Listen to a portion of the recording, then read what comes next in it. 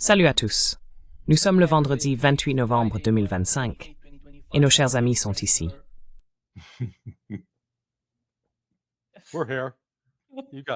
Vous avez le colonel Larry Wilkerson, vous avez Larry C. Johnson, et aucun de nous deux ne s'est évanoui à Thanksgiving, donc tout va bien. Je l'ai fait. J'ai tellement mangé que je ne peux plus bourrine.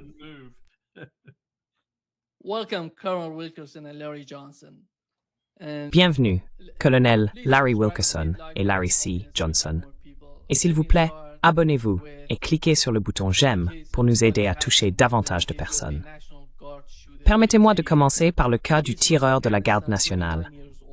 Il vient d'Afghanistan, il a 29 ans. Il est arrivé aux États-Unis à l'âge de 25 ans. Avant cela, pendant 11 ans, il a travaillé avec les États-Unis en Afghanistan, en leur apportant son aide. Il semble qu'il ait d'une certaine manière coopéré avec la CIA lorsqu'il avait 14 ans. En regardant ce qui s'est passé, Larry, quelle est votre compréhension de ces personnes? Que se passe-t-il dans leur esprit? Et comment voyez-vous l'ensemble de la situation liée à cette fusillade?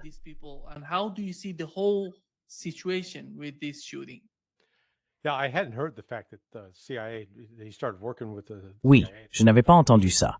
Le fait que la CIA ait commencé à travailler avec lui quand il avait 14 ans, Seigneur. Si c'est vrai, chaque officier de cas de la division des activités spéciales qui a approuvé cela devrait être poursuivi. Il devrait être renvoyé. Je veux dire, on parle d'un enfant, en réalité d'un enfant sur le plan du développement mental. Le fait qu'il ait fait partie, appelons les choses par leur nom, d'une équipe d'assassinat. La division des activités spéciales de la CIA formait l'équivalent d'une équipe d'assassinat. Et les neurologues vous diront que le cerveau n'est pleinement développé chez les garçons et les filles qu'à partir d'environ 21 ans. Donc, il était à un âge où son cerveau était encore en développement, et on le formait d'une manière qui ne pouvait pas lui être bénéfique, n'est-ce pas?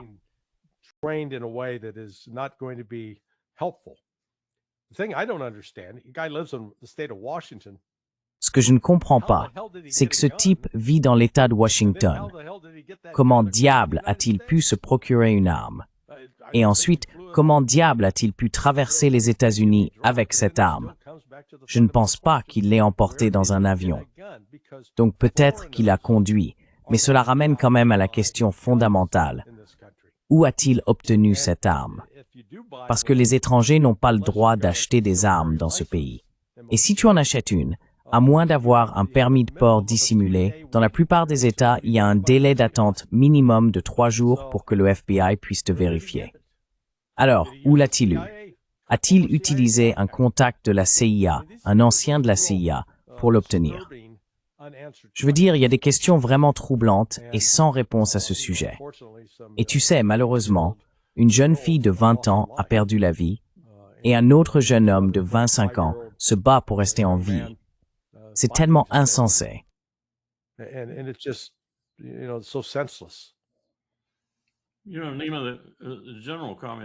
Tu sais, Nima, le commentaire général que je ferai concerne tout ce que nous rapportons de chaque théâtre de guerre où nous allons. Il semble qu'au XXe siècle, lorsque les guerres ont cessé d'être motivées par l'intérêt national, la situation est encore empirée. Les drogues que nous rapportons de la guerre, on peut encore repérer sur la côte est des États-Unis des routes de la drogue qui trouvent leur origine au Vietnam. Et on peut en identifier de nouvelles issues d'Afghanistan et d'encore plus récentes qui ont commencé en Syrie. Le peuple américain ne comprend pas ce que nous faisons lorsque nous partons si souvent à l'étranger, avec en somme une force de mercenaires aujourd'hui.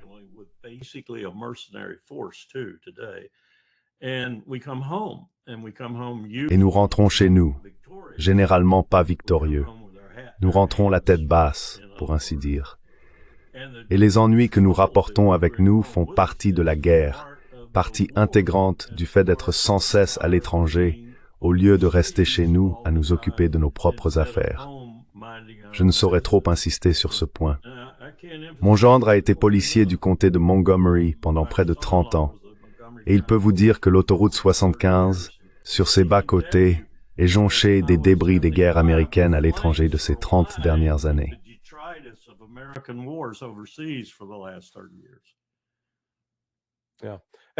Oui. Et en fait, eh bien, la seule chose positive qui soit sortie de ces guerres, du moins de la guerre du Vietnam, c'est que nous avons obtenu de très bons restaurants vietnamiens à travers les États-Unis. Et c'est pas pour mettre en cause les Vietnamiens, les Afghans ou qui que ce soit d'autre. C'est simplement pour dire que les guerres ne favorisent généralement pas de bonnes relations.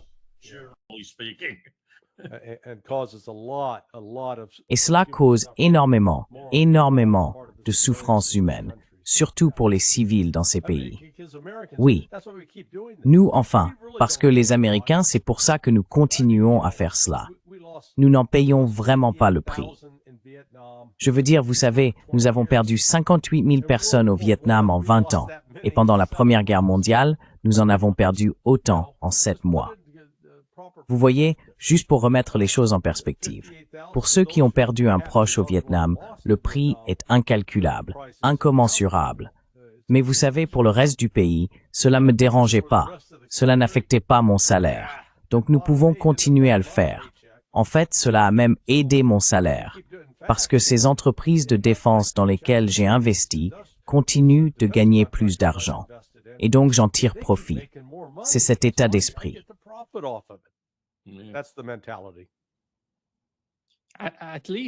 Au moins, nous le connaissons mieux.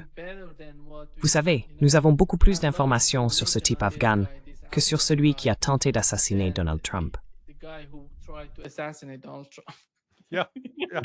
Ouais. Intéressant. Quelle est l'histoire à ce sujet? Bref, est-ce que quelqu'un sait quelque chose sur les tentatives d'assassinat contre Donald Trump, à part celle où le type a été tué? Non, c'est tout. Ils ont étouffé l'affaire. C'est le FBI de Kash Patel, j'imagine. Ouais, enfin, ne me lance pas sur son sujet.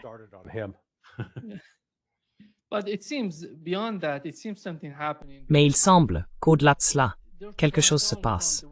Parce qu'ils essayent, Donald Trump, la façon dont ils réagissent à ce qui s'est passé, il semble que, vous savez, avec la question d'Israël et de la Palestine, ils essayent de dire, les musulmans ont changé le visage du Royaume-Uni, ils font la même chose aux États-Unis. Et après tout, Larry, en regardant l'argument, car la plupart de ces arguments viennent des sionistes, ils disent, ceux-là ne font pas partie de notre société, ce sont des étrangers. Alors, comment cela va-t-il influencer ce genre de fusillade? Est-ce que cela va influencer cet argument?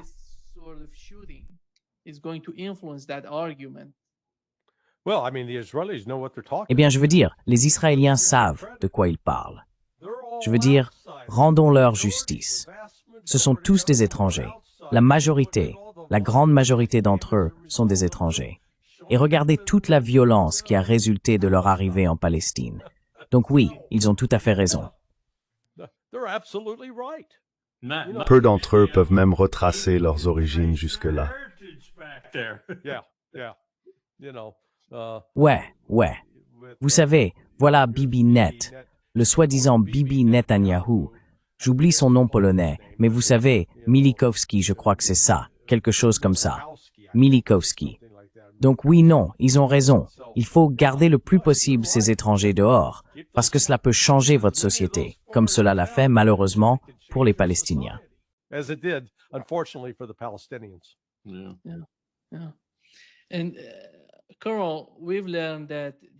Oui, et colonel, nous avons appris qu'il semble, comme l'a rapporté The Telegraph, que les États-Unis vont reconnaître les territoires russes. Ils parlent de la région du Donbass et des oblasts. Il semble que ce soit le cas. Et à l'issue des discussions à Genève entre Marco Rubio d'un côté et les Européens avec la délégation ukrainienne, il semble qu'ils aient remis le dossier aux Russes et qu'ils en discutent. Et il paraît que la semaine prochaine, il y aura une rencontre entre Steve Witkoff pour les États-Unis et peut-être Lavrov, je ne sais pas, ou Uchakov. Ils vont négocier avec Steve Witkoff. Comment voyez-vous la situation avec le plan de Trump et comment percevez-vous les interactions qui ont lieu entre les États-Unis et la Russie?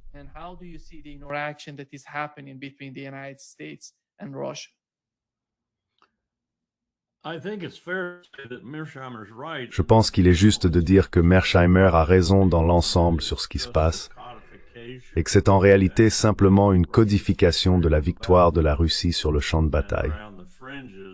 En marge, nous allons essayer, et les Européens vont probablement essayer, de perturber les choses d'une manière ou d'une autre, pour donner l'impression que ce n'est pas tout à fait cela, ou du moins pas trop fortement orienté dans cette direction. Mais je n'ai aucun doute dans mon esprit que Mearsheimer a raison, que cette situation va perdurer pendant longtemps. Et si la Russie décide que cette situation persistante est contraire à ses intérêts, alors elle en fera davantage, et elle le fera probablement à une vitesse fulgurante. Je ne sais pas ce que ce davantage serait, mais je peux imaginer à quoi cela pourrait ressembler.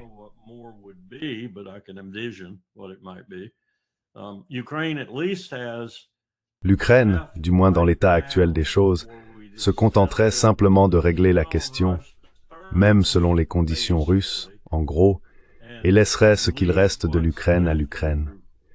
Et nous parlons même de la possibilité qu'elle soit gouvernée de manière raisonnable, ce qui est une perspective que je n'attends pas avec impatience, car je ne pense pas qu'ils en soient capables. Je ne le dis pas en bien ou en mal. Je pense simplement qu'ils n'en sont pas capables. Ensuite, nous aurons encore une guerre latente pendant les 10 ou 15 prochaines années. Et elle restera principalement latente à cause de ce que fera l'Ukraine, non à cause de ce que fera la Russie. Et il est incertain que la Russie accepte ce genre de statu quo qui évoluerait avec le temps, encore une fois de manière anémique pour ses intérêts. Alors cela reprendra, et ils en viendront à bout. Ou peut-être qu'ils anticipent cela et en viennent à bout dès maintenant.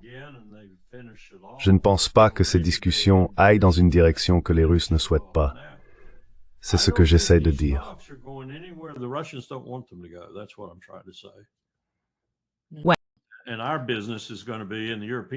Et notre affaire sera, et les Européens en particulier, s'ils veulent éviter de se faire un véritable ennemi des États-Unis, avant d'être de toute façon tout chassés du pouvoir, de modifier cela autant qu'ils le peuvent sur le plan politique. Parce qu'ils ont perdu. Ils ont perdu, et de façon spectaculaire. Ils ont perdu de manière terrible. Et c'est entièrement de leur faute à part le fait que les Russes les ont écrasés. Ils ont perdu. Ils ont perdu. Ils ont tout perdu de ce qu'ils essayaient de faire, ce qui explique en partie pourquoi ils sont si désespérés de ne pas l'admettre.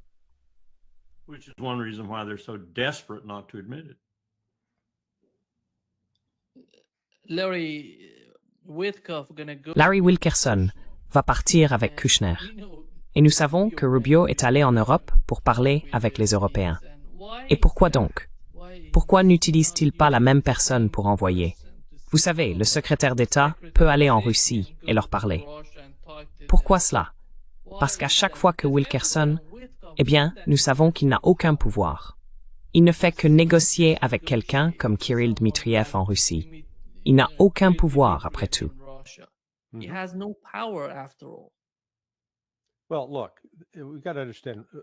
Eh bien, écoutez, il faut comprendre ce qui se passe réellement ici. C'est simplement du théâtre politique de la part de l'Occident. J'appellerais cela la bataille de Debaltsev sous stéroïdes. La bataille de Debaltsev en janvier 2015, et elle s'est d'ailleurs poursuivie jusqu'au début février, fut un moment où l'armée ukrainienne, qui ne comptait alors qu'environ 8 ou 9 000 soldats, s'est retrouvée encerclée par des milices de Donetsk et de Luhansk, soutenues par quelques combattants du groupe Wagner. Ils étaient sur le point d'être anéantis. C'était en quelque sorte leur dernier barou d'honneur, à la manière de Custer. Et Angela Merkel a sauté dans un avion, s'est envolée pour Moscou et a supplié Poutine « Oh, s'il vous plaît, il faut mettre fin à tout cela. Faisons la paix. »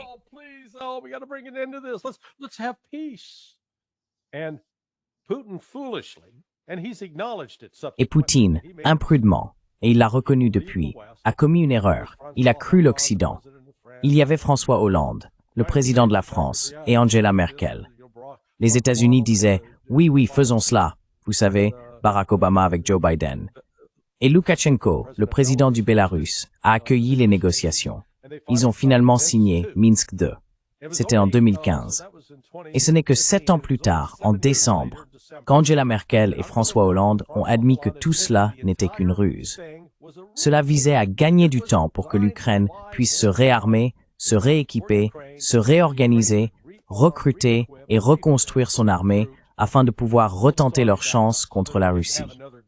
C'est exactement de cela qu'il s'agit aujourd'hui.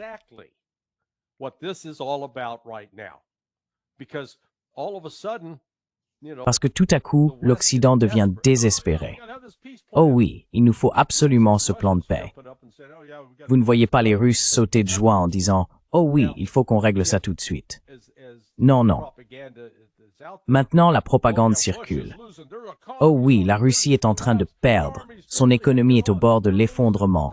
L'armée tient à peine. Ils perdent des milliers, des millions, des dizaines de millions. Si tout cela était vrai, pensez-vous une seule minute qu'il y aurait en Europe ou aux États-Unis une seule voix pour dire « Oui, arrêtons cette marche vers la victoire. Trouvons un règlement négocié tout de suite pour ne pas humilier les Russes. » Bien sûr que non. S'ils étaient en train de gagner, ils voudraient écraser la Russie.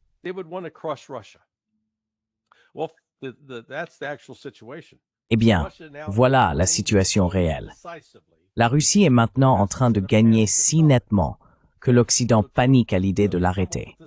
Et donc Trump, ils ont inventé ce plan, qui n'en est pas vraiment un. Ils ont 28 arguments si absurdes, et les Européens les ont rendus encore plus absurdes. Mon préféré, c'est quand les Européens disent « Oh oui, l'armée ukrainienne devrait compter 800 000 hommes. » D'accord, réfléchissez-y une minute. Demandez-vous, quelle est la taille actuelle de l'armée du Royaume-Uni, de celle de la France et de celle de l'Allemagne? Ensemble, 500 000, en réalité un peu moins de 500 000. Et pourtant, ils veulent que l'Ukraine, tout en disant « Oh oui, nous le promettons, croix de bois, croix de fer, l'Ukraine ne fera jamais partie de l'OTAN », est une armée de 800 000 hommes.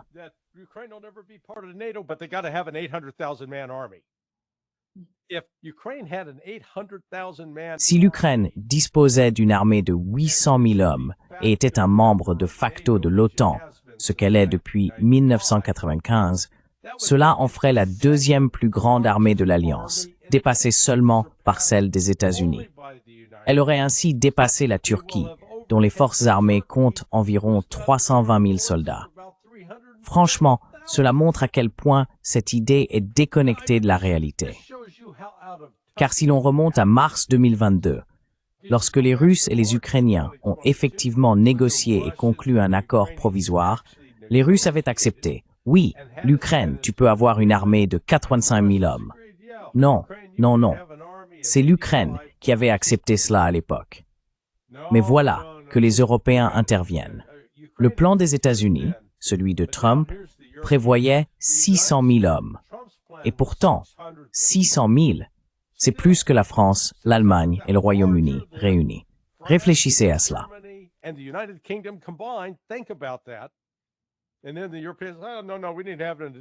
Et puis les Européens disent « Oh non, non, il nous faut 200 000 de plus. » Et ils se demandent « Tiens, pourquoi la Russie ne se précipite-t-elle pas pour conclure ce grand accord ?» Comme je le dis, c'est du théâtre, c'est du non-sens.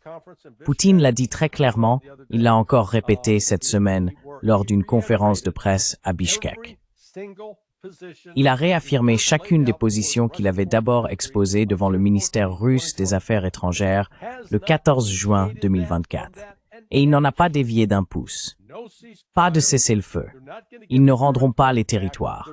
Ils ne vont pas se retirer en disant « D'accord, eh bien, nous ne garderons pas Zaporijia et Kherson. » Non. Lisez la constitution russe. Ces deux territoires font désormais partie intégrante de la Russie, et Vladimir Poutine n'a ni l'autorité légale, ni le pouvoir politique de les rendre. Alors, l'Occident, arrêtez les bêtises et cessez de vous mentir à vous-même. Vous voyez, vous m'avez mis en colère. Je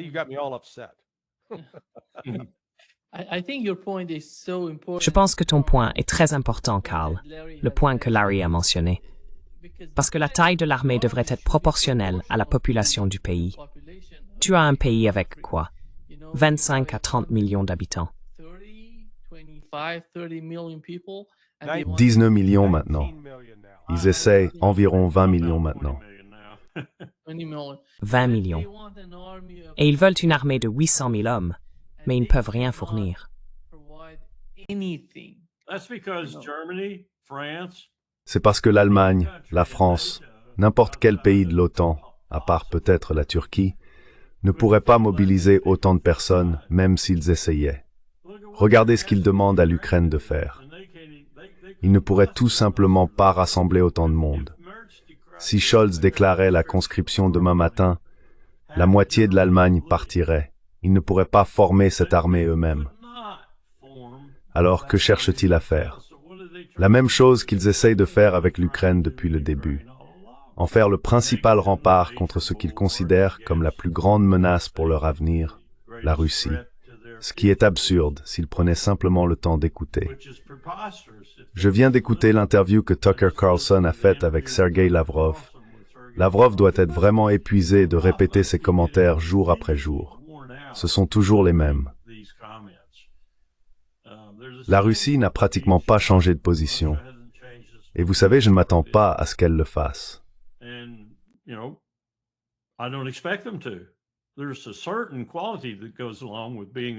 y a une certaine qualité qui accompagne le fait d'être le vainqueur écrasant sur le champ de bataille. Et cette qualité doit être reconnue tôt ou tard par ceux qui ont été vaincus. Et tôt ou tard, ils l'admettront. Si tôt ou tard signifie l'anéantissement de tout ce qui reste encore en Ukraine, qu'il en soit ainsi. Je ne suis pas convaincu que Poutine veuille faire cela. Mais c'est possible. Nous pourrions peut-être, et John n'en a jamais parlé dans sa grande vision du séminaire, du genre « Voici ce que la réalité te dit qu'il se passe en ce moment ». Et c'est plutôt sombre, même dans la salle de séminaire de John. La seule chose à laquelle on ne pense pas dans ce genre de contexte quand on pontifie dans une salle de séminaire, c'est ce que j'appelle l'humanité et la manière dont les êtres humains réagissent à certaines choses. Nous assistons peut-être, très probablement, qu'est-ce que cela c'est un mérite pour l'avenir?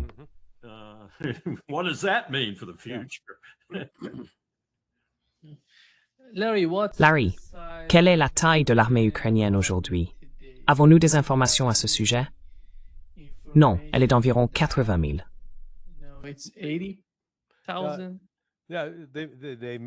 Oui, ils ont peut-être un total d'environ 300 000, mais ils sont à bout de souffle. Ils perdent du personnel à un rythme insoutenable. Jusqu'à présent cette année, le ministère russe de la Défense affirme qu'environ 40 000 soldats sont tués ou blessés chaque mois. Ensuite, si l'on ajoute le Conseil de l'Atlantique et l'Institut pour l'étude de la guerre, ce ne sont pas des sources pro-russes. Ils sont très fermes dans leur soutien à l'Ukraine. Mais qu'est-ce que le Conseil de l'Atlantique? Oui, et le Conseil de l'Atlantique affirme que l'Ukraine perd environ 20 000 soldats par mois à cause des désertions. L'Institut pour l'étude de la guerre, Kagan, Victoria Nuland, ce groupe-là, Jack Keane, parle de 40 000. Le nombre réel de recrues mensuels tourne autour de 17 000. Peut-être que certains blessés reprennent du service, disons environ 13 000 de plus. Mais faites le calcul. S'ils en gagnent 30 000, mais en perdent entre 60 000 et 80 000, ce n'est pas tenable. Ils perdent au moins 30 000 hommes nets par mois. Pensez-y comme s'il s'agissait du revenu de votre propre foyer.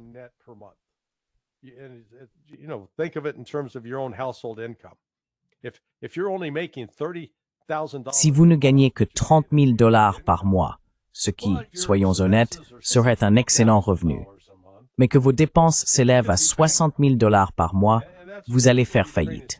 Et c'est là que l'Ukraine se dirige. Et je reviens à ceci. C'est la raison pour laquelle vous avez vu le revirement soudain de l'administration Trump disant « Hey, faisons avancer la paix. Donnons une chance à la paix. » Parce qu'ils savent que la situation militaire de l'Ukraine est désespérée. Et malgré cela, je viens d'avoir une conversation avec Danny Davis. Il a été interviewé plus tôt. Il a débattu avec le général Ben Hodges. Donc, je vais devoir me procurer un grand sac de popcorn pour ça, parce que Mario Naufal, vous savez, en était un peu l'hôte et le modérateur.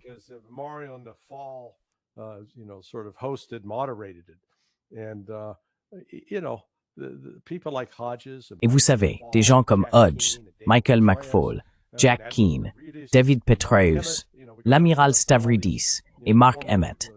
Si vous parcourez la liste de tous ces anciens généraux et amiraux américains, continuent de propager les mensonges les plus absurdes sur le conflit en Ukraine, sans reconnaître à quel point la situation militaire a radicalement changé. Et, sur le front des rats quittant le navire en train de couler, nous venons d'apprendre aujourd'hui qu'Andrei Yermak, le Rasputin derrière Zelensky, son ancien directeur commercial et producteur de films, désormais son principal responsable de la sécurité, chef de cabinet, est parti. Oui.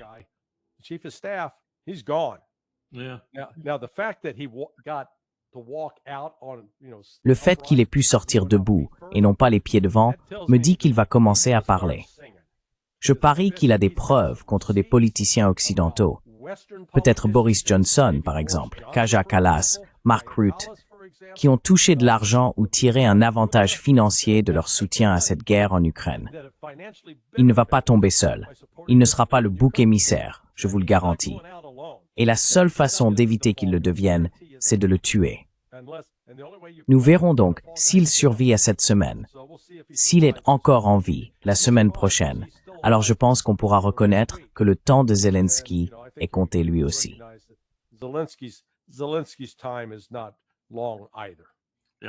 Oui, j'allais dire que je ne parierai pas non plus sur la longévité de Zelensky. Oui, oui.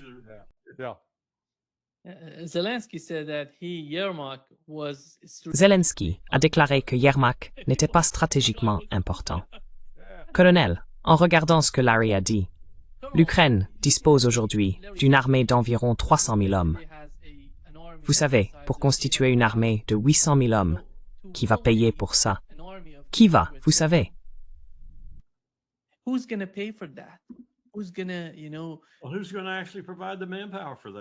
Eh bien, qui va réellement fournir la main-d'œuvre pour cela?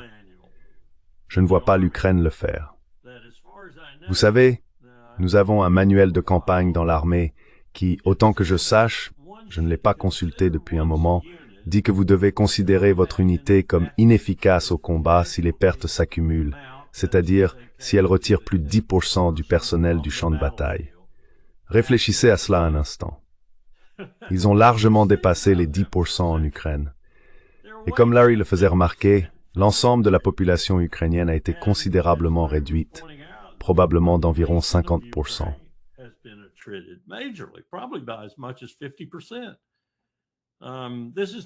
Ce n'est pas un pays qui fait autre chose que de sombrer, et de sombrer de plus en plus vite à chaque heure qui passe.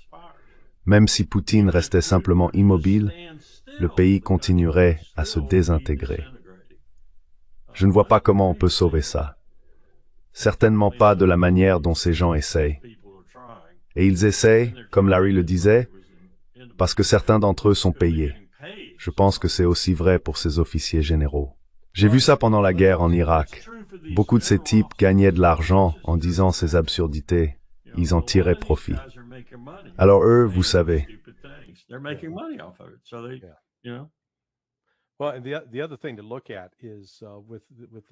Eh bien, l'autre aspect à examiner, ce sont les avancées russes à Kherson et à Zaporizhia. C'est à l'extrémité sud du Dniepr. Ils ont, je pense, actuellement un contrôle effectif sur tout le trafic descendant ce fleuve. Je me demandais, quel pourcentage du PIB de l'économie de l'Ukraine dépend des expéditions le long de ce fleuve? La réponse est d'environ 60%. Ainsi, la Russie va se retrouver, ou est peut-être déjà, en position d'étouffer tout le trafic maritime qui descend le Dniepr. En fin de compte, il descend le fleuve, atteint un port de la mer Noire comme Odessa ou d'autres, puis est expédié vers l'Europe et d'autres régions du monde. Si cela ne s'est pas déjà tari, cela va se tarir.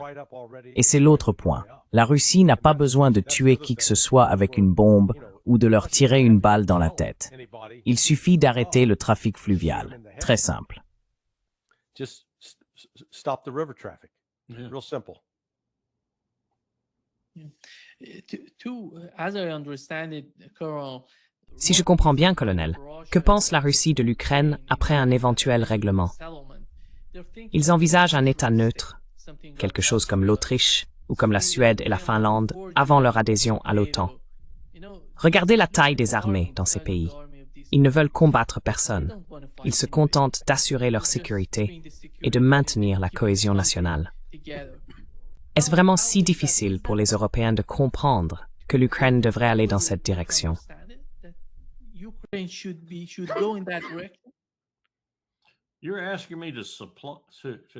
Vous me demandez de vous fournir des réponses à la psychose de personnes comme Macron et Starmer ainsi que de bien d'autres. Je ne peux pas faire cela. Selon tous les critères que je connais, militaires ou autres, ils se sont engagés, se sont précipités, se sont délibérément placés au cœur d'une immense défaite qui est désormais stratégique. Comment en sont-ils arrivés là? Et pourquoi l'ont-ils fait? Et dans quel but persistent-ils dans cette voie au lieu de s'en retirer? Tout ce que je peux vous dire, c'est ceci. L'une des plus grandes tendances des commandants militaires en particulier, mais aussi des civils qui les soutiennent à travers l'histoire, est de renforcer un échec stratégique plutôt que de s'en éloigner et d'essayer autre chose. Et c'est exactement ce qu'ils font, collectivement. Ils ne savent tout simplement pas comment s'arrêter. Et comme Larry laisse en entendre, et comme Charles dit, certains d'entre eux gagnent beaucoup d'argent en ne s'arrêtant pas.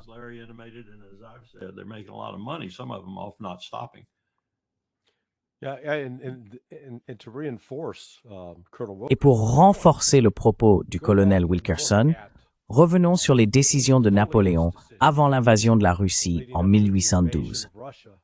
Il avait commencé avec une armée d'environ 650 000 hommes. Il avait fait beaucoup de planification logistique, stocker de la nourriture et des provisions, calculer ce dont ils allaient avoir besoin. Mais une fois entrés en Russie ou en Biélorussie et dans certaines parties de l'Ukraine, ils ont commencé à subir des pertes. En 2 ou 3 semaines, ils avaient perdu environ 150 000 soldats à cause des maladies, de la faim, du manque de ravitaillement, des désertions et ainsi de suite. Certains généraux autour de lui disaient « Peut-être devrions-nous reconsidérer cela ». Mais il a répondu « Non, nous allons continuer. Nous allons gagner. »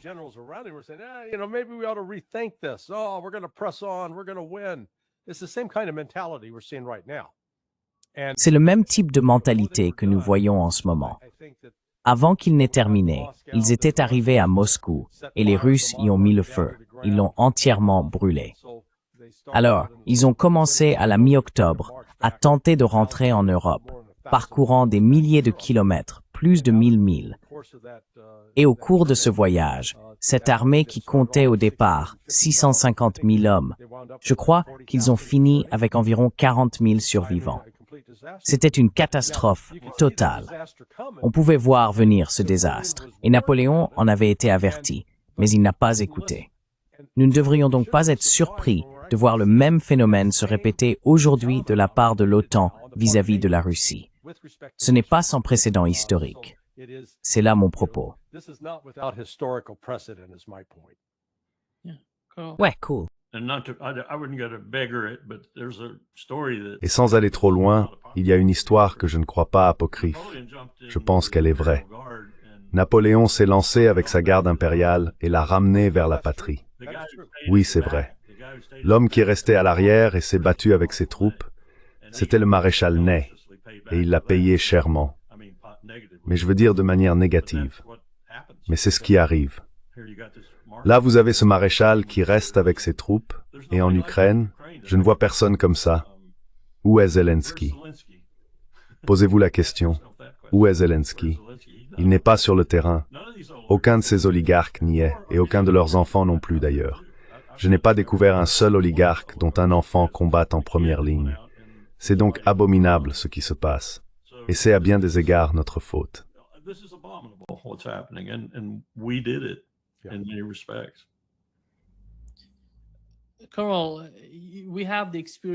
Colonel, nous avons l'expérience de l'Irak et de l'Afghanistan. Les États-Unis sont restés là-bas jusqu'à ce qu'il n'y ait plus rien à faire, puis on dit « au revoir, nous partons ». Et vous savez, après de nombreuses années, ils n'ont rien accompli. Il semble que dans le cas de l'Ukraine, si les Européens parviennent à maintenir le conflit, ce serait la même situation. Je ne sais pas combien de temps la Russie aujourd'hui. Si l'Ukraine décidait de faire quelque chose pour mettre fin au conflit, serait disposée à aider l'Ukraine à l'avenir, car elle veut un gouvernement ami là-bas. C'est pourquoi je crois vraiment qu'elle aiderait la partie occidentale de l'Ukraine, ou l'Ukraine telle que nous la connaissons aujourd'hui, à se développer, à s'améliorer, à progresser. Mais si la guerre continue encore et encore, comment voyez-vous cela? Quelle est votre opinion à ce sujet?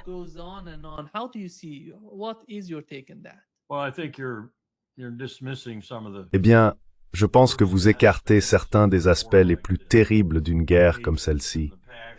Les haines et les passions qui persistent ensuite, en particulier du côté ukrainien. Et je ne parle pas nécessairement des personnes qui ne se battent pas, des oligarques et des autres qui se sont simplement enrichis. Ce dont je parle, ce sont des soldats de base et des personnes encore en vie qui étaient des soldats de base ou l'équivalent. Les passions y restent très fortes et la haine y reste très forte aussi, probablement du côté russe également, dans une certaine mesure. Mais c'est vraiment difficile de gérer quelque chose comme ça.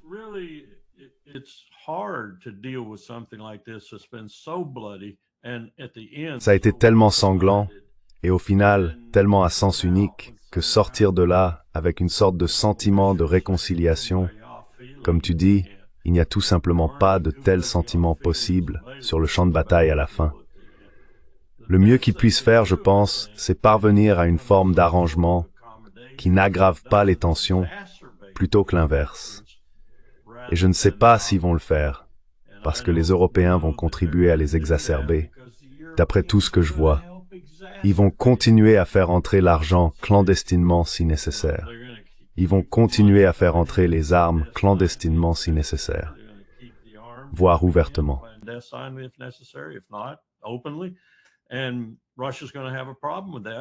Et la Russie va avoir un problème avec ça, parce qu'il y aura des gens en Ukraine qui l'accepteront et l'utiliseront dans la mesure du possible pour maintenir le désordre. Donc au bout du compte, si j'étais quelqu'un qui conseillait le commandant militaire russe ou qui essayait de comprendre comment mettre fin à tout cela, comment y mettre un terme, je dirais exactement ce que Larry vient de dire. Je dirais, fermez la porte, Katie. Finissons-en. Battons-les complètement et sans appel. Les gens n'arrêtent pas de demander, comment avez-vous fait ces choses avec la Corée? Comment avez-vous fait ces choses pendant la Seconde Guerre mondiale? Nous avons écrasé l'ennemi. Nous les avons battus si durement qu'ils ne pouvaient même plus protester.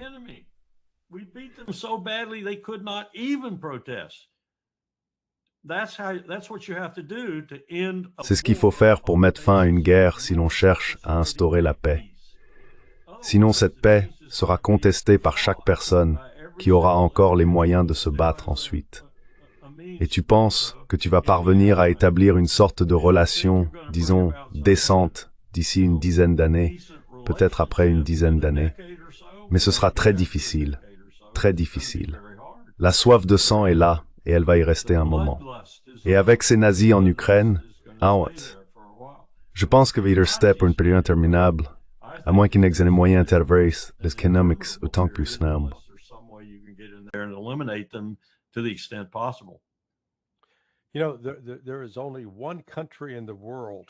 Vous savez, il n'y a aujourd'hui qu'un seul pays au monde qui ait mené une guerre civile féroce, une guerre civile prolongée pendant plus de 10 ans, et qui l'ait remportée, puis ait réussi à pacifier cette région et à rallier à sa cause les gens contre lesquels il se battait, au point qu'ils se battent désormais à ses côtés. Et ce pays, c'est la Russie. La Russie a mené une guerre de 10 ans financée par la CIA et le MI6. Une guerre brutale. Une guerre d'une brutalité extrême. Et comment le sais-je? Ou quels étaient les sentiments à ce sujet? Eh bien, j'ai parlé au général Avdi Alaoudinov, un Tchétchène qui a vécu cette période, qui a perdu des membres de sa famille dans ce conflit et qui dirige aujourd'hui le bataillon tchétchène, la brigade Ahmad, je crois qu'il l'appelle, composé de musulmans fervents patriotes russes qui parlent de Vladimir Poutine avec une profonde révérence. And speak with reverence about Vladimir Putin. I mean, genuine affection. Je veux dire, une véritable affection à l'égard de Poutine. That's what I say. Comme je l'ai dit, le colonel Larry Wilkerson a tout à fait raison sur le type de problème que ces guerres peuvent engendrer. Mais la Russie est, à ma connaissance, le seul pays qui ait réellement trouvé un moyen d'essayer de résoudre cela et qui puisse au moins en montrer la réussite. Nous y sommes allés, nous l'avons fait, nous avons le t-shirt et nous avons réussi à régler le problème. Et l'une des façons dont ils y sont parvenus a été de verser immédiatement des ressources, en prenant en fait des ressources d'autres régions de Russie, et de les consacrer à la reconstruction de la Tchétchénie. Et aujourd'hui, par exemple, les Tchétchènes possèdent l'une des plus grandes mosquées du monde.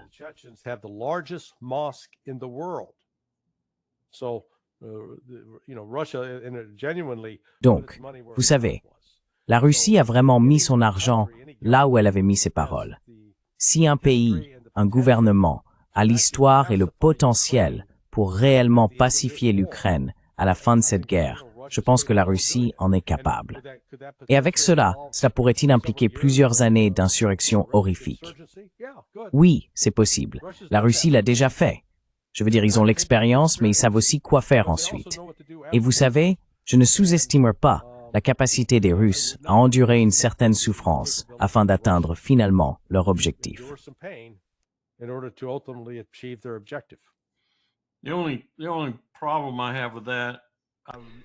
Le seul problème que j'ai avec ça, je veux dire, j'aimerais que ça puisse arriver, mais le problème c'est que la Tchétchénie était en quelque sorte un problème clos. L'Ukraine, elle, aura toutes sortes de facteurs autour d'elle, susceptibles d'alimenter les troubles, sans parler de nous à long terme. Je ne pense pas qu'il y ait la moindre chance que nous reculions, car c'est l'endroit où nous pensons pouvoir agir sans nous brûler nous-mêmes. Ou du moins, c'est ce que nous souhaitons.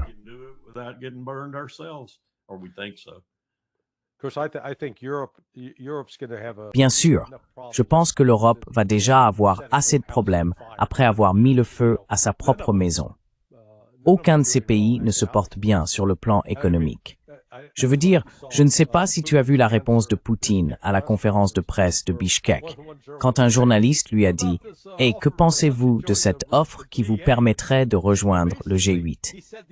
Et en gros, il a répondu quelque chose comme « Vous plaisantez, j'espère. Pourquoi voudrions-nous les rejoindre? Ce sont une bande de perdants. » Il a ri et a ajouté « C'est ridicule. Il nous propose de monter dans un avion qui va s'écraser. Non merci, pas intéressé. » Il a été cinglant dans sa réponse. Il a simplement dit « Non, nous ne voulons pas. Il n'y a rien à y gagner. Nous préférons rester à l'écart. »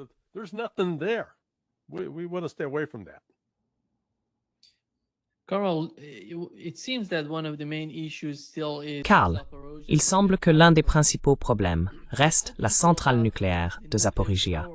Qu'en penses-tu? Est-ce que cela va être l'un des points clés des négociations? La Russie est-elle intéressée à négocier ou à trouver un compromis concernant la centrale nucléaire, ou bien a-t-elle déjà pris sa décision?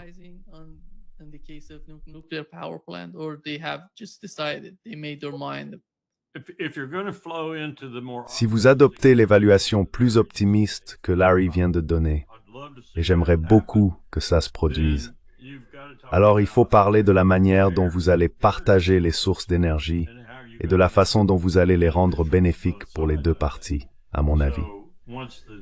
Donc une fois que la rancune se sera un peu apaisée, et une fois que la responsabilité sera solide et que l'énergie sera produite comme elle devrait l'être, de manière sûre et normale, pour ainsi dire, alors elle devrait être partagée, et elle devrait l'être des deux côtés de la ligne, quelle que soit la fichue clôture qui finira par exister, quelle que soit la forme que prendra ce que nous appelons la division de l'Ukraine neutre, l'Ukraine non membre de l'OTAN, non soutenue par les puissances européennes, entre l'Ukraine et la Russie.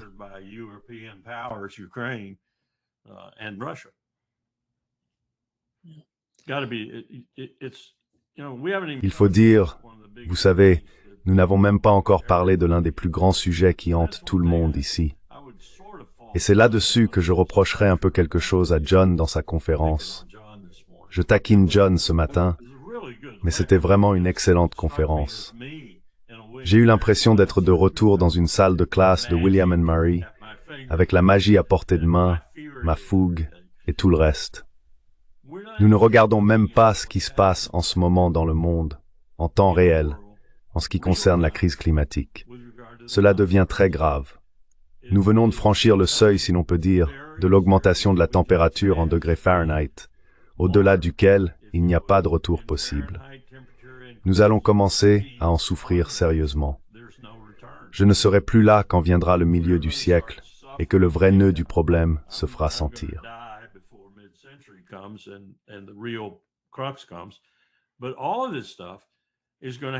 Mais tout cela devra être pris en considération. Les gens comme Trump, qui affirment que la crise climatique est une supercherie, doivent partir. Nous devons nous en débarrasser. Et nous devons commencer à faire ce qu'il faut pour transformer ce qui est colossalement polluant en quelque chose de minimalement polluant, puis en quelque chose qui ne pollue plus du tout, ou aussi peu que possible, à Zaporizhia et ailleurs. À une époque, je n'étais pas vraiment partisan de l'énergie nucléaire, en partie parce que tous les scientifiques me disaient que c'était trop cher. Mais nous en arrivons maintenant à un point où nous pouvons probablement le faire pour environ 50% du coût d'autrefois. C'est un vieux complexe, si l'on veut, mais il doit faire partie de la transition vers l'avenir.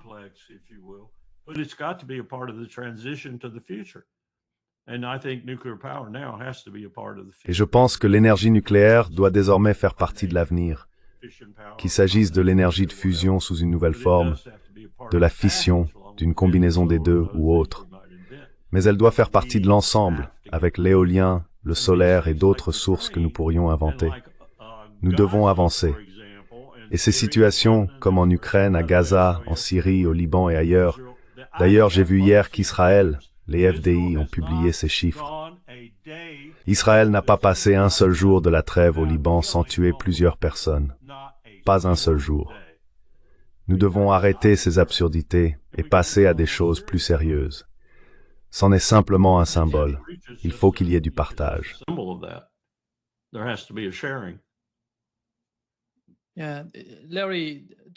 Oui, Larry, Donald Trump. Il semble qu'il ait donné le feu vert à Israël pour attaquer le Liban. Après l'assassinat, que penses-tu qu'Israël fera ensuite? Vont-ils se mettre dans la clandestinité? Vont-ils, tu sais, mener des bombardements aériens sur le Liban? Qu'en attends-tu?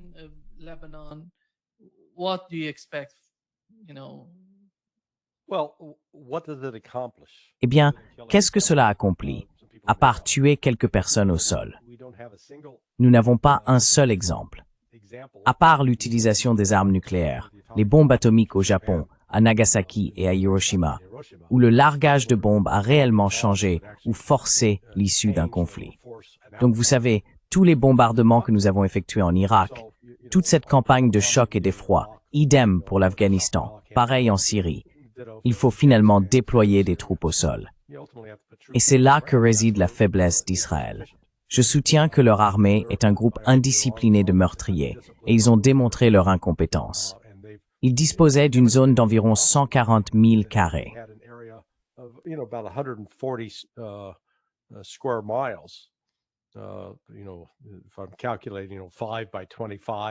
Tu sais, si je calcule 5 par 25 à peu près, à Gaza, sur une période de 2 ans, ils n'ont pas vraiment réussi à en prendre le contrôle, à la pacifier et à vaincre une force insurgée. Ils ont échoué. Tout ce qu'ils ont pu faire, c'est créer beaucoup de décombres, rendre des gens sans abri, tuer de nombreux civils. Mais tu sais, la force militaire n'est censée être qu'un seul élément d'une politique plus large. Une fois les combats terminés, peux-tu te consacrer à la tâche de gouverner? Ce qui veut dire, peux-tu ramasser les ordures, rétablir les services publics, l'eau, l'assainissement, rallumer les lumières, maintenir l'électricité en fonctionnement?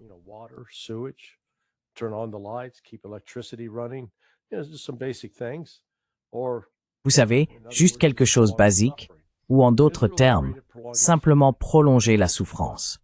Israël est très doué pour prolonger la souffrance. Mais, vous savez l'idée qu'ils vont entrer à nouveau au Liban, ils l'ont déjà fait, et ils finissent toujours par être repoussés au bout du compte. Parce que vous savez, en particulier le Hezbollah, ils ne cherchent pas à provoquer un combat en ce moment. Mais s'ils sont attaqués, ils riposteront et infligeront des dégâts aux Israéliens. Les Israéliens infligeront des dégâts au Hezbollah, mais cela ne mène pas à une fin pacifique.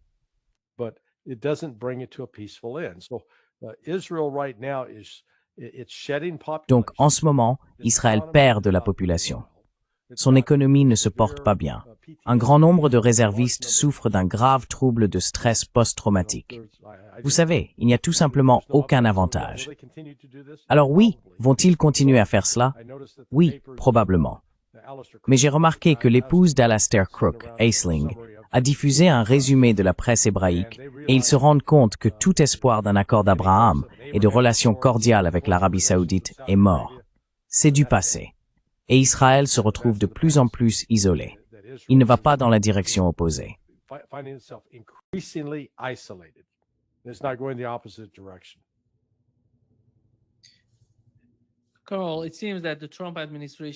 Carl, il semble que l'administration Trump n'ait pas réussi à convaincre le gouvernement libanais de s'opposer au Hezbollah, de le désarmer.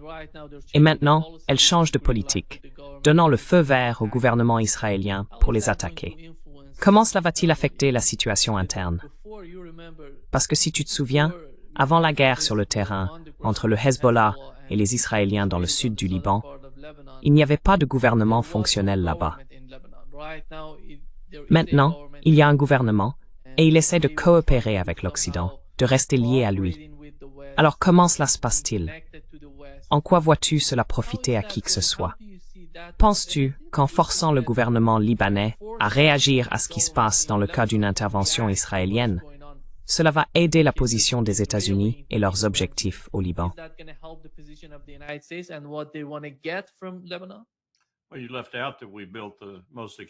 Eh bien, tu as omis de dire que nous avons construit l'ambassade la plus chère à ce jour au Liban, servant de quartier général pour la CIA, le MI6 et le Mossad. Et tu as aussi omis de mentionner que Bibi Netanyahou adorerait hisser le drapeau israélien sur le bâtiment du gouvernement libanais et s'approprier le Liban. Et tu as oublié de dire qu'à chaque fois qu'Israël bombarde le Liban, il ne vise pas seulement le Hezbollah, ou ce qu'il appelle des cibles terroristes. Ils bombardent l'infrastructure économique, car ils ne veulent pas que le Liban redevienne ce qu'il était autrefois, le véritable Paris de la Méditerranée orientale. Ils connaissent les capacités du peuple libanais s'il était laissé tranquille sur le plan économique, commercial et autres.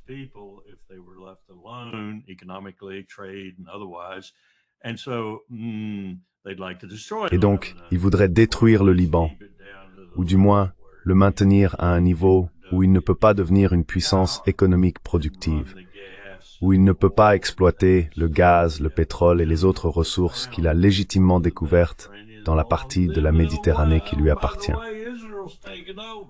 Oh, et au fait, Israël s'est aussi emparé de tout ce que Gaza possédait. Et n'oubliez pas, Israël est en guerre avec l'Iran. Et si vous allez faire la guerre à l'Iran, autant éliminer le Hezbollah aussi. Donc oui, je pense que Netanyahou est toujours sur le même cheval de guerre qu'il a monté depuis le début. Et je ne pense pas que Donald Trump soit ailleurs que sur la croupe de ce cheval avec lui.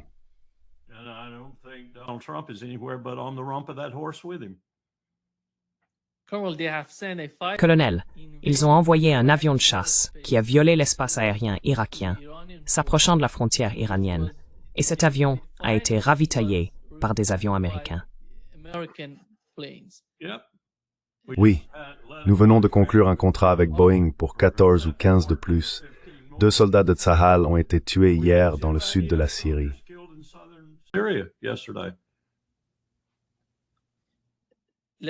Larry, se prépare-t-il à la guerre? Est-ce selon toi le signe d'une guerre entre Israël et l'Iran?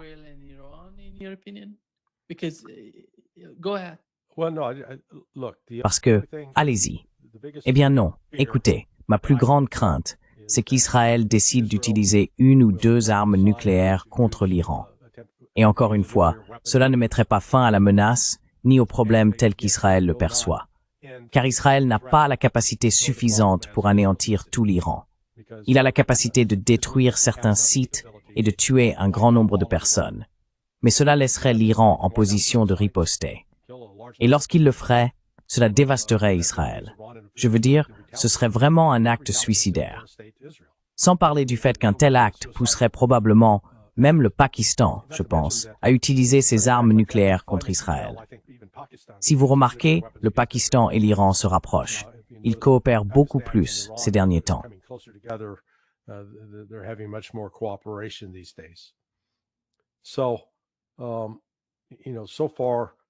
Alors, vous savez, jusqu'à présent, la menace d'attaquer l'Iran a été, je pense, sur la liste de souhaits des Israéliens. Un peu comme la liste de souhaits d'un enfant qui veut un poney pour Noël. Ils aimeraient bien l'avoir, mais les chances qu'ils obtiennent réellement ce qu'ils veulent sont très très minces. Ils vont simplement continuer comme ça. Ils utiliseront l'Iran comme excuse pour justifier leur génocide continu contre les Palestiniens. Mais vous savez, nous en sommes à un stade où malgré leurs menaces constantes d'attaquer, je pense qu'il reste encore quelques professionnels militaires au sein de Tsahal qui en sont conscients, et dans la communauté du renseignement aussi, qui reconnaissent que cela reviendrait à signer notre propre arrêt de mort en tant que pays. Une guerre avec l'Iran signifierait qu'il est probable qu'Israël, en tant qu'État, cesse d'exister.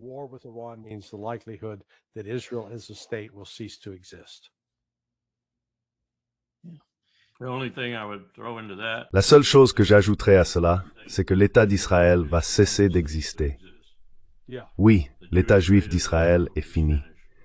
Et Bibi est la dernière personne que vous voudriez voir aux commandes quand cette prise de conscience le frappera.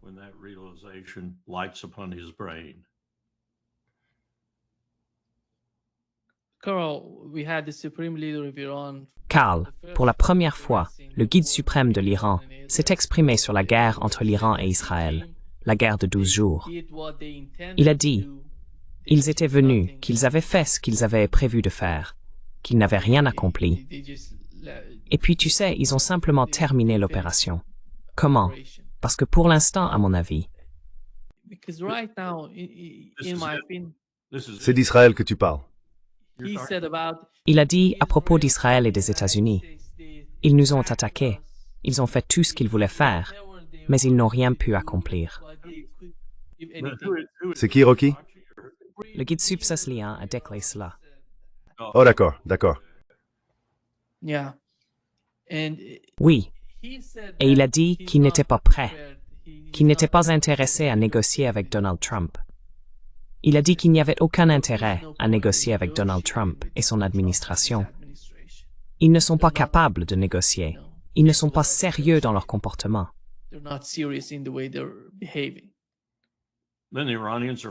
Alors, les Iraniens se réveillent enfin et ouvrent les yeux. Ils comprennent à quel point l'Empire est perfide. Je suis d'accord avec lui. Je ne négocierai plus jamais avec nous, quelles que soient les circonstances. Sauf peut-être, vous savez, si j'avais l'ayatollah sous la gorge avec un rasoir droit, alors peut-être que je négocierais. Sinon, je ne négocierai pas avec l'Empire. Je ne négocierai avec l'Empire pour personne au monde aujourd'hui, car nous sommes l'entité la plus trompeuse de la planète. Et ce n'est pas seulement Trump. Vous savez, cela dure depuis le 11 septembre. Cela a été amplifié par Blinken, Sullivan et Biden. Puis Trump s'est simplement emparé de la perfidie déjà bien amplifiée de l'Empire.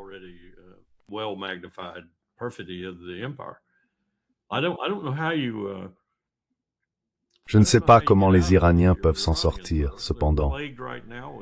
Ils sont actuellement frappés, comme tu le sais, par une sécheresse massive dans le sud du pays. Probablement pas assez d'eau à boire pour tout le monde. Il n'y a pas de véritable solution, et personne ne les aide à ce sujet. Il devrait y avoir des gens pour les aider dans cette situation, et parmi eux, nous devrions être les premiers à le faire.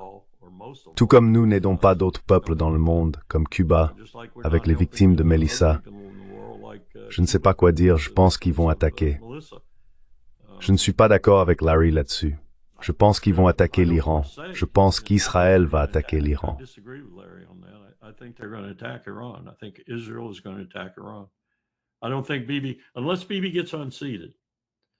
Je ne pense pas que Bibi, à moins qu'il ne soit évincé, si cela arrive d'ici Noël ou peu importe, alors peut-être qu'il pourrait y avoir une autre voie pour Israël.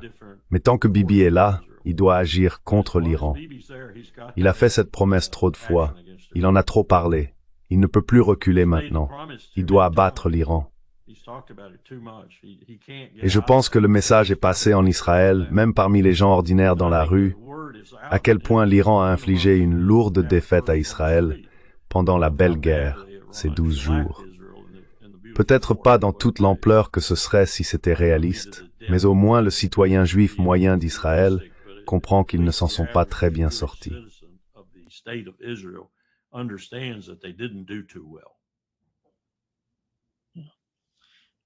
Larry, veux-tu ajouter quelque chose avant que nous terminions? L'élément clé dans tout cela sera les États-Unis. Si Trump met ses menaces à exécution, selon les informations rapportées, qu'il va se débarrasser de Susie Wiles et Pam Bondi, il se rendra peut-être compte que sa position pro-israélienne lui a nui et il essaiera de revenir vers le centre.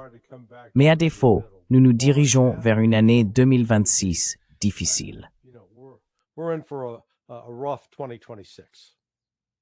Il y a tellement de problèmes qui sont exactement ce que Larry a dit. Je veux dire, l'Empire est peut-être en déclin, mais il reste au cœur de nombreux problèmes dans le monde aujourd'hui. Et si Trump venait soudainement avoir la lumière, pour ainsi dire, cela pourrait faire une grande différence.